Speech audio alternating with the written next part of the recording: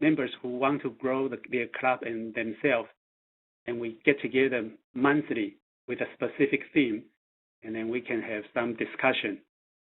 The first 10 minutes is to settle, and then I do the opening. And then 12:15 will be speaker number 1, that's Michelle. And I think you have a topic on growth.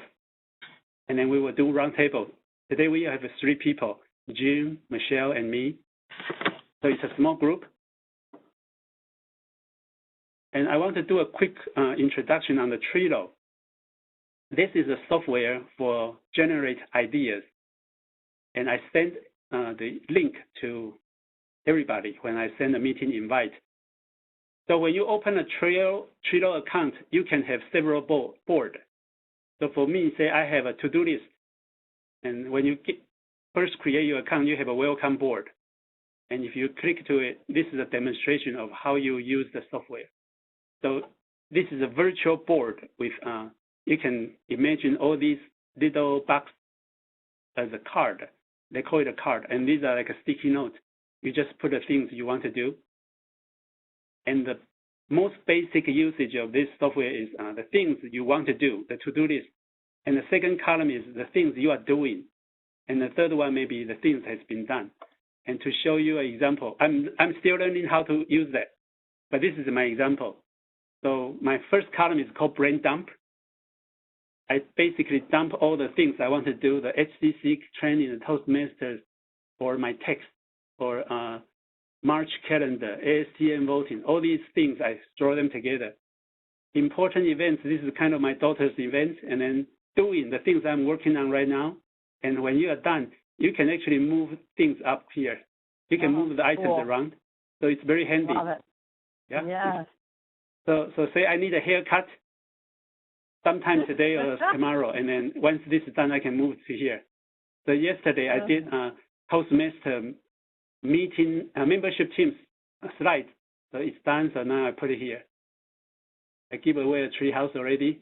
So so this is kind of a simple action item I did. And for Toastmaster, this is nothing confidential. So I put it on the public so everybody can have the link, can see it. Basically, I put the first column is kind of the foundation, why we do this, and what will be the educational program have, and then ideas, and then the ideas we are doing. So I pick some ideas here for each month's theme. For March, we have growth mindset. That's what we have. April, Michelle is going to lead the John Maxwell discussion team. And I also picked the recipe for a healthy club, just a topic that we can talk about. And I only cover to July. So basically, I want to run for 3 months and then see how it goes, and we can decide next step.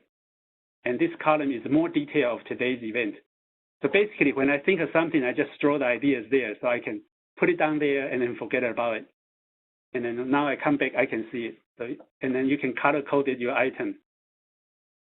Very powerful, very easy to use, and they have an app on it. So you can download to your iPhone or your phone, and then you can edit through your iPhone as well. So now I can basically carry this in my pocket with me. Wow. Yeah. Peter, how often do you go to your to-do list and move things around? Is that a daily thing, or do you go in the morning and the evening, or how do you construct that for yourself? I usually do that late at the night. Before I sleep, I plan for next day. What is the first thing I want to do tomorrow? So I usually do that at the end of the day. But with this, I can do this almost any time. But on the brain dump part, so say in the middle of the meeting, someone say something, they inspire me, say, oh, I need to do this. So I can pick up my phone and then type in as an action item on the to-do list. So I can just pile in anything I think about, because if you don't write it down, 10 minutes later, you forgot about it, right? Right. And so this is kind of when you got an idea, you put it in, and you can come back later when you have time. So I can't click on yours, though, and add something right now that's on my screen, can I? If you haven't, I invite you, but you haven't joined as a, you need to have an account on Trello. And that way I can do. join you as a team member so you can add it to this board. So that's a team environment. So. I do, though. I am a member. But oh, you are a member? I joined like that first time that you ever asked me to. So I go there and I see all this. I saw your picture here. I wonder why it doesn't show up. Can I move it? Yeah, no, you can't. Okay, we will figure out this. Okay. I can visualize, say, if you are writing a book or develop a story, you can have several columns, and then when you have idea, you can throw them in, and then you can always shuffle it or rearrange the order or come back to the ideas and then develop it, right? Right. So this is a brief introduction. So I want to pass this to our first speaker, Michelle. Michelle is a famous book author, and she's also the member of World's Unknown Toastmasters. Michelle, you're going to talk about growth mindset today for us. Yours. Thank you, Peter. It's an honor to be the first, and thanks for putting all this together so that we can grow together. Yep. When my children were growing up, we didn't have a lot of kids in our neighborhood, so my friend would come over with her children, and they'd play with mine. And her son was much younger than my children, but he could read before mine. He could do all these math skills. And during middle school and high school, he took accelerated courses and was at the top of his class. He played on the football team, too. And when he went to college, he studied economics. And I remember as a mother, I thought, wow, this kid has so much potential. He's going to do great things. Today, that boy is a 33-year-old unemployed man who's living with his parents in their home without a plan to find employment. I'm sure both of you know someone who isn't living to their full potential, someone who you know can do more with their life, but they aren't. And here's something really interesting. If there were more people in this room and I had asked them that question, and while I was giving you the story, I'm sure that other people came to mind, but if they were here right now, they would probably say the same thing about you, that you're not living to your full potential. Fellow Toastmasters, for the past week, I've been surrounded by 1,800 growth leaders from 130 different countries at the John Maxwell certification event. The energy and the power of those people in one location was like nothing I have ever experienced. But you know what? We had two things in common. One, we wanted to grow as leaders, but we all had the same obstacle of reaching our potential. Do you know what that obstacle was? It was ourselves. We were getting in the way of making our dreams come true, of growing to the point where we can lead others to do something amazing. Well, how? How did we do that? It was with the voices in our head speaking into our ears. I'm sure you've heard some of those voices in your own head. They sound something like this. I can't do that. I'm not good enough. She's so much better than me. I don't have the money. I don't have the time. I already have so much on my plate. Besides, I've never done this before. That dream is just much too big, and I'm only one person. Do you see how we cheat ourselves with limitations and boundaries? We make agreements with ourselves. We cheat ourselves from attaining our dreams or influencing other leaders to change the world. And here's one thing I know. You cannot give someone something you don't have. If you don't have the right mindset, you can't win, you can't lead others, especially if you don't have a growth plan. Here are 3 things that I recommend that we do to help us on our growth journey. Number 1, we have to have a plan. What specific things will you do to keep you growing? I'm sure we've all made vacation plans and project plans, But what about the plans to help us grow? What will that look like? Maybe you've thought about something amazing that you could do to change your company. Maybe you want to change the legal system or the political system, especially now. But the voices get in your head and tell you, I can't do that. Well, number two, Nike has this phrase, just do it. It's true. It sounds simple, and it is, but if you don't think you can do it, just show up. Do the thing that you think you can't do, and you will gain the momentum. Remember the first time you rode a bike, and you thought, here you are, this 5 or 6 year old, or maybe younger, and you're like, how am I going to do that? And you could maybe you watched one of your friends, and you thought, well, they just put their hands on the handlebars, and they put their feet on the pedals, and then they kind of push their feet. But until you actually got on that bike, climbed into the seat, and pushed those pedals, there was no way you could learn it. You had to show up. You had to do it and actually pedal fast to get the momentum to prove to yourself that you could actually do it. The third thing is we have to be intentional about what we do. So, for instance, if we take a trip, we have a destination in mind. We know what that looks like. And maybe right now you guys are thinking, well, I'd love to be in Florida. And you picture the beach and the sand and the blue skies and the sun. And that visual helps us see it. We can build a plan on how to get there because of the reward that we see in the end. How will you grow? Even if it's just a spiritual plan or a better plan on how to be a better dad or a grandpa or a leader. Pick a plan and be intentional about what that looks like. Picture it. And every day, reflect on that plan and what you did that day toward your plan. Reflect on it weekly, monthly, annually. Maybe you build a board like Peter is mentioning today, and you can click off certain things that you do on there. It'll make you accountable. Or maybe you tell yourself, I'm going to watch so many TED Talks a day or a week. How many leadership books are you going to read? What does your personal growth plan look like?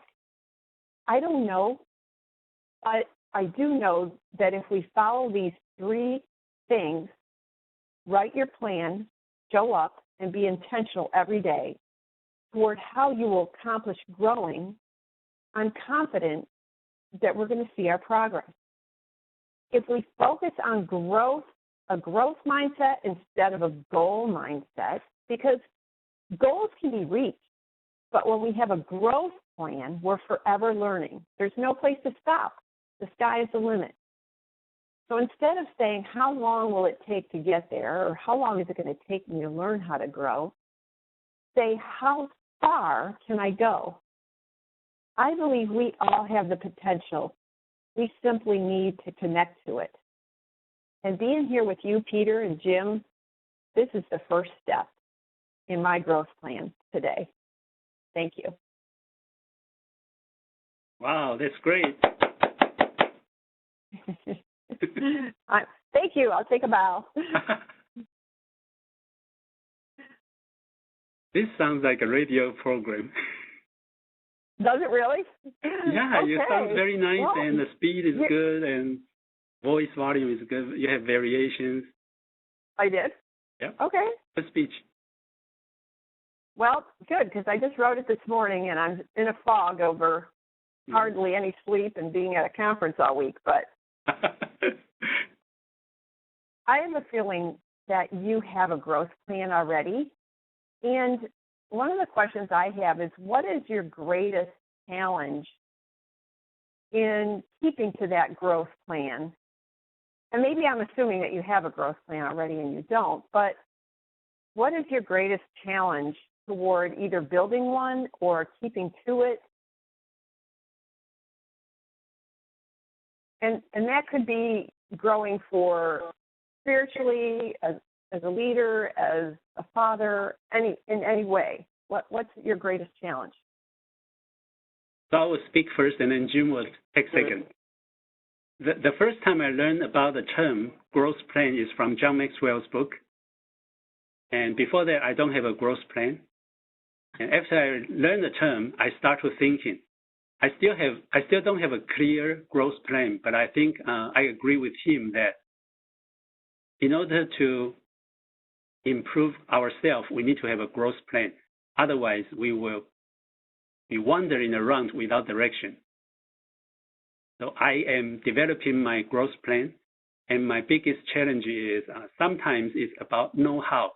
A lot of time I want to do that, but I don't have enough knowledge, and that's kind of the obstacle I have. You need to know how or understand the system, how the system works, and that will help me to achieve my goals easily. Interesting. What about you, Jim? Well, I like when you talked about a growth plan is not a goal plan. Because I've also read a lot of John Maxwell, and even the company I used to work with had a growth plan for the company. It was a startup developing new technology. And their symbol represented a bunch of large circles up close and this little tiny dot up in the upper right-hand corner. And that dot represented where we want to get to. But there was no goal as far as date or actually what that dot represented. It just meant we need to grow and develop new technologies to reach that dot. But there was no timeline. The only thing that was measured are we continually progressing towards that dot? And to me, that's what a growth plan is too many times I think even Toastmasters, they wind up dropping out because they set goals based on dates and milestones. And as soon as they miss a date, they feel they failed. But they're not realizing they're still progressing. Right. So they're really growing, but they're focused on goals and milestone dates. So they feel when they missed a date, they failed. And they're not growing. And that's what I think we need to emphasize towards members more is the growth side and kind of encourage them or congratulate them on growing rather than just meeting goals and meeting accomplishments. That's so true. Because it's really hard to measure that. But what happens is that because we are right where we are now, we don't remember where we were a year ago or a week ago or 6 months ago. Oh. And Peter, when you say, well, I don't know what that looks like for you, that blows me away because I'm like, are you kidding me? You have all these things that you're already doing to grow, like all the leadership, different organizations you're in. I bet you have goals on how many books you want to read in a year. Those are all growth plans. Those are all concrete ways that you are. Those are measurements. And if you could write down how many TED Talks you've watched or how many books you've read, and like Jim said, if the people in our group could see on our board, I think you guys started that board. Look at where you were before you began, and look at where you are now.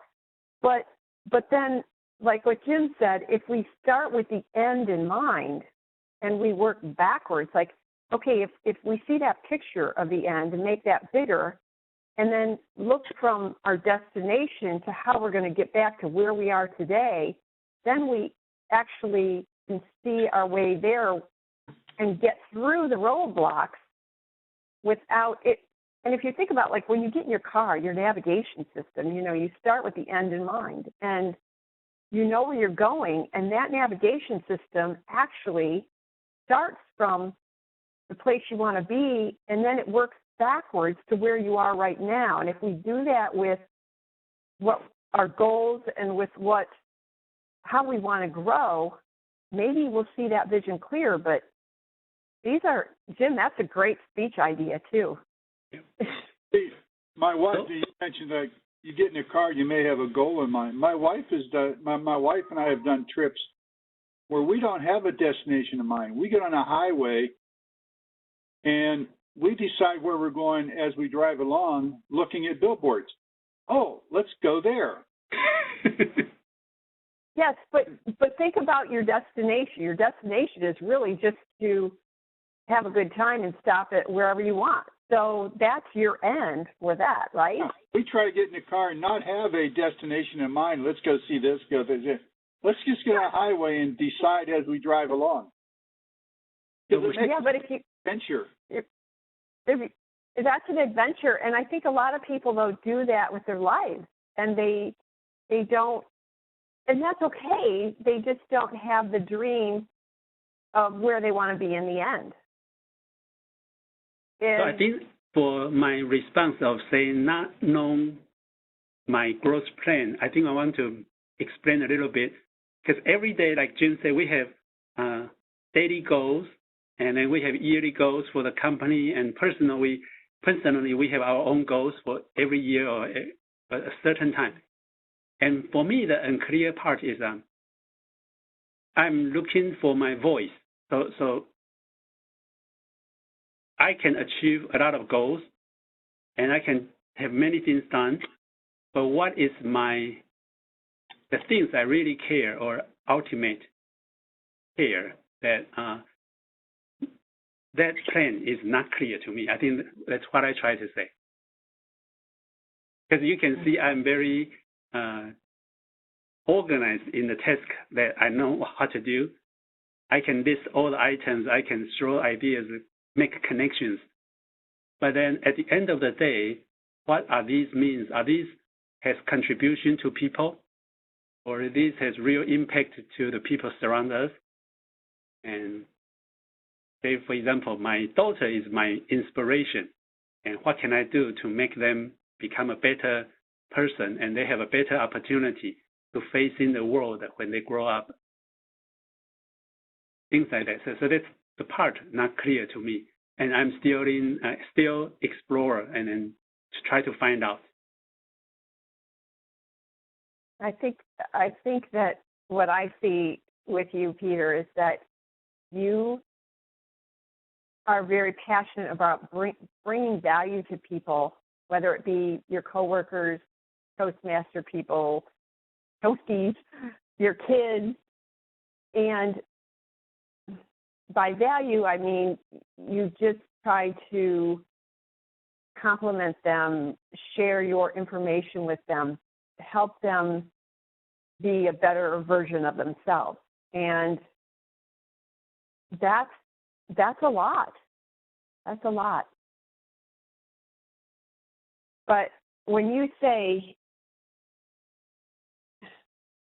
so for instance, you say you don't have a clear, and part of that is unclear, but yet when we look at, if we bring this back to growing our group, our Toastmasters group to Pew, you are able to look at the growth plan for that and look at how you've grown our club already in a year. Have you been president for a year now? Yep. Do you Almost. look back on everything that you've done? Yeah. Okay. Well, that's a growth plan, yes. So say the growth plan is to grow member to a certain level, right? And then to apply some of the process to the club, so the club can automatically run in, even without me in the future. Mm-hmm. So that's some kind of growth plan for the club. So you create some kind of system, and then you create some kind of a way that the organization or the people can run by himself, by itself. Yeah, because I do have a feeling that once you're not president anymore, I'm not sure that we're going to have as much energy as we've had this last year. Oh, we will. And I think that you want to know how we're going to maintain that. For Toastmasters, they have a limitation of president need to only be 1 year, and then we need to change to another person. And the past president will be consultant. So I will be helping the new president to keep the club running. So it's actually expanding the influence. In John Maxwell, it will be leader, train leader. The first leader, they take orders, and then the higher level leader will help the leaders to become better leader. Okay. So this is kind of the 5 levels of leadership from John Maxwell's book. Okay. So true. So true. So then, Jim, what kind of tips do you have in your past experience that could help us continue to grow the Toastmasters Club?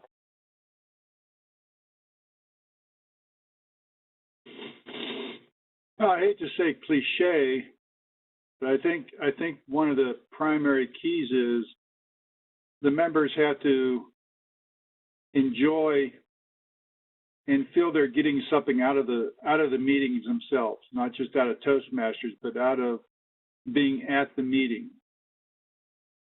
And I don't think there's any one formula that's correct. I think each club has its own culture. Sure. You need to develop that how do they make their meeting meaningful to that group of people? And I think it's more of a problem when clubs are smaller, like my club right now. It's difficult to develop a culture, and some people can get burned out having to do multiple meeting roles each week. It also has a bigger impact on a small club. So if you have 3 people that don't show up in a meeting, it has a much larger impact on a small club of 8 than it does on a club of 20. Oh, true. I guess I didn't realize, and I'm sorry, that you were still trying to grow your club. I thought you kind of had closed it and moved over to ours, so that's my bad. I didn't realize that. I know. I'm a member of your club too, but I'm still trying to grow Lake City Talkers. Right. And Okay. it's strong. We know we've got a few members that aren't going to renew for March, but we need to focus on recruiting new members, not worrying about the members that are leaving. Mm-hmm. So waste our time on that negative energy, and we won't be putting positive energy into recruiting new people. So were some of the reasons that people quit some of those things that you just mentioned, that they were just burned out because there was too much expected of them, that there weren't enough? We're not continuing. We've got several people in our club that are contract workers, temporary contract workers. And so I know 2 of them, their contract's not being renewed, and they're ending in April. Okay. So they did join, and then they don't want to renew because they don't know where they're going to be. Of course, I'm trying to convince them to renew, because if they do move someplace at the end of April, they'll remain a member of Toastmasters, and they can transfer their membership. Yeah, I think that's one thing we can explain to them. So I'm trying to but Jim, I think that's a good thing in that it's not anything. If you look at why people are leaving and you realize that they're leaving because of things beyond what you're doing, then you don't feel bad about that. But I do think there's probably things we can learn from people that are in the club and people that are leaving. I loved it when Peter and Steve came to me early on when I joined and said, how are we meeting your needs? And because that way, again, if you have the end in mind, if you know what each member wants to get out of the club, then you can taper those meetings to fulfill those needs of the people in it. Just my simple. Mm-hmm. So my understanding of people leaving club is, first one, like Jim said, job relocation or uncertainty. They don't know where they will be if they renew. And then the other one, big one, will be the need is not served. So they join Toastmasters with a goal and with a mindset they want to learn. But if the club cannot offer it, very likely to be the reason they cannot stay. Yeah, and that's actually a good idea for a roundtable discussion at the club is how are we meeting your needs? All right. I love that. I will put it down what can we as change? a good idea. The group discussion. Yep. So. Yeah, and I know I have to do some facilitating in the next manuals that I have, so that might be something that I can lead to when I'm. Yeah. I think I have to do something in the facilitating arena, so that might be something. It's really the members that should run the club, and they should be deciding what the club does, how they do it, not just the officers. Right. So the officers need to listen to the club members as far as, are we meeting your needs? Do you want to do something different? Do we have to do something different to meet your needs? Mm-hmm. Personal goals. Yeah, because something I noticed in the book that we don't, and maybe we do, I just don't know it, is to have, and I have been absent, so I haven't been doing this, but to mentor some of the new members. And intentionally maybe assigning a mentor, and I would be okay with that. Like, for instance, assigning me to a new member so that I can check in with them a couple of days before the meeting and kind of explain what to expect, or just to be there by email, hey, shoot me an email if you have any questions, and just share something with them so that they feel like they're not alone. I mean, when I first started, yeah, that was really hard. I didn't know. Right. I'm still learning, but there was a lot of things. I had a very strong mentor. Oh, really? Good. My mentor was a division governor. Oh. So my mentor was not only mentoring me as a Toastmaster, but also mentoring me to step right up right away into an area governor. Wow. So she was, well, the day I joined the club, I was elected as VP of membership. That was part of her mentoring, is assume a leadership role immediately. Wow. Okay. Can I barge in there at all or not? Somebody Hello. join us. This is Mr. B, Mr. Boltsaga from Toastmasters 1333. But I unfortunately, being a novice at this, I am a little bit late on your meeting, and I don't want to interfere. I wish I would have been earlier to understand what you're talking about. I went through I'm having my own computer problem, but that's a different situation. Right. And I went through your material over and over again, and finally I decided I will call this number. And thank you. We're glad I think, like I said in the instructions, you don't need to have computer connection. If you have a phone, you can do the teleconference. Right. Let me make a few comments, then I'll let you people talk so I can gain some more information there. But I think we are in the comment time, so this is 12:49. So Michelle, we can stop the roundtable discussion and get into the wrap up, so I can hear this gentleman's comment, and then we can comment at the roundtable and then wrap up. Right. Okay. So you want to go first? Are you talking about? Go ahead. Okay. I'll let you people talk so I can sort of catch on to the system here. Go ahead. Okay. So this is the evaluator part. I want to have everybody's input, what went well and what can be done differently. And what do you want to see next time? Next time means next month. Let me just make a comment that Carol made, and because as she came into the picture of our group, the group has improved tremendously, and I give her tremendous credit for being brave and how can I say, presenting projects. And I will say that she has improved the entire system to the point of if you haven't worked your programs, your what's the words, the speeches and table talk and so forth. She has done a fabulous job of exerting a lot of pressure, not pressure, but energy on her part to make sure that this is covered. That is a humongous task, and I just want to comment that she's been doing a terrific job in that direction. So I'm going to get off, and I'm going to listen to the rest of you so I can get one more time an indication of what has transpired and where we should go from here. Sure. Okay. Yep. So, Jim, you want to provide your input on the Sure. today? Yeah, I think the meeting went well. Hopefully, we'll get more people to join next time. Mm-hmm. That's a good way to start. I like the idea that you said about recording it, because then we can communicate that to other people in the division and maybe draw some interest.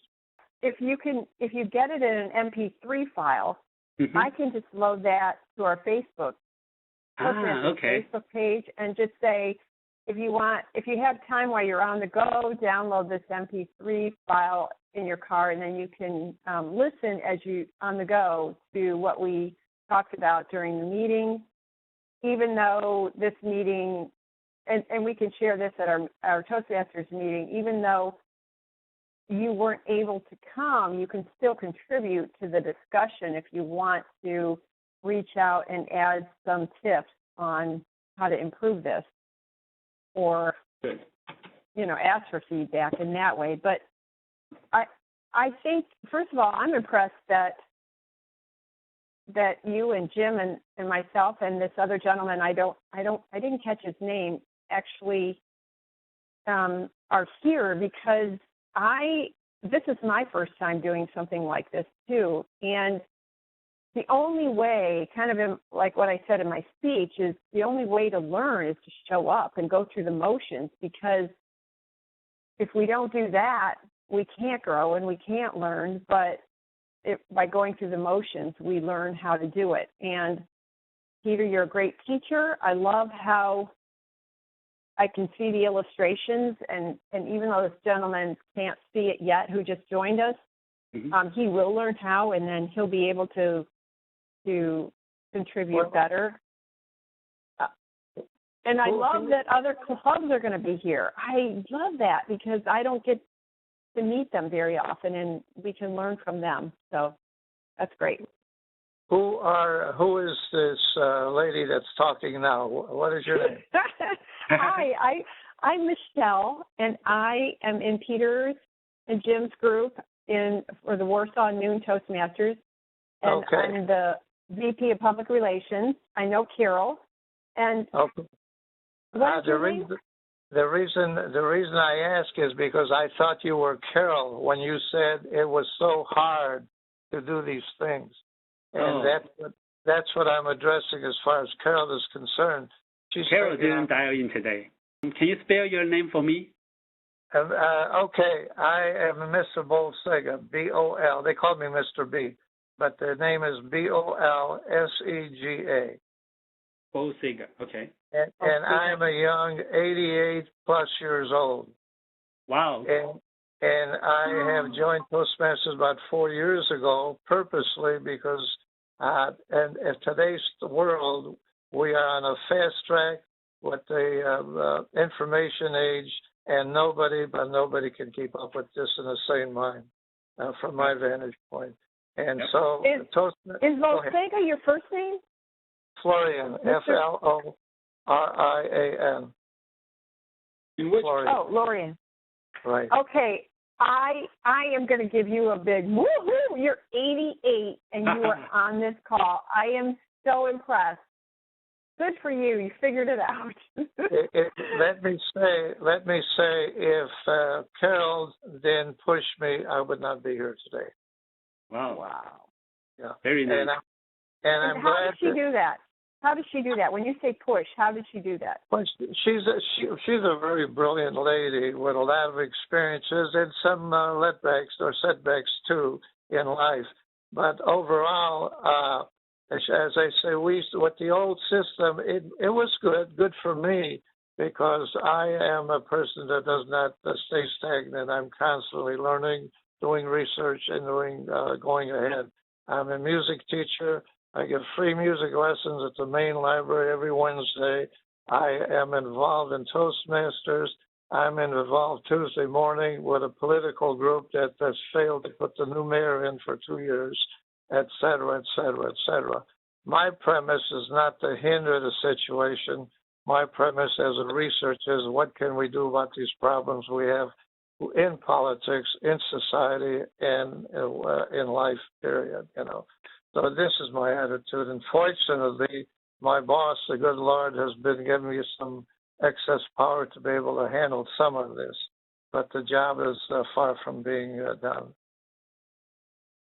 Very good. Wow. We are glad to have you here. Good for you. It is.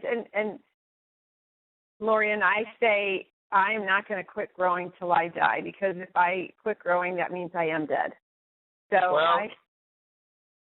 let me say this, because I am sort of frustrated because nobody in the outside world or in the political world or in the government world is listening to us. They're doing whatever they want, however they want, and so forth. And so I see a major crisis here. And that's where at Toastmasters, I say I'm a member probably 4 years. And one of the things I keep preaching almost every speech is communication, collaboration, and cooperation. We do not get that in government. We do not get that in politics. We do not get that in business. We don't get it much anywhere. And so how is a society to function if we don't communicate, if we don't improve structures and so forth? So whoever set this program up, I commend them greatly. I do have one comment. I believe that the younger generation does not understand the value of why Toastmasters was originated, what the concept, the YMCA, with a Christian background for the students that were graduating from college that didn't know how to speak. So somehow we want to throw the Christian part of it in away and go on the program in another direction. I'm saying, from my vantage point, that's only my opinion. I would never force it on anybody. I say if you're going to do that, you're missing the whole boat of Toastmasters, period. Yeah. Yep. I think there's a new slogan, is communication is not option. Well, that's the problem. Everybody communicates, but do they collaborate? Do they cooperate? No. It's just communication of chaos, period. Yeah. So we have 2 minutes left. I think for my point, I think the meeting went well. Our next month, the topic will be the recipe for a healthy club. So we will have 2 speaking opportunities. Each speaker has 5-7 minutes to talk about her view of healthy clubs should have.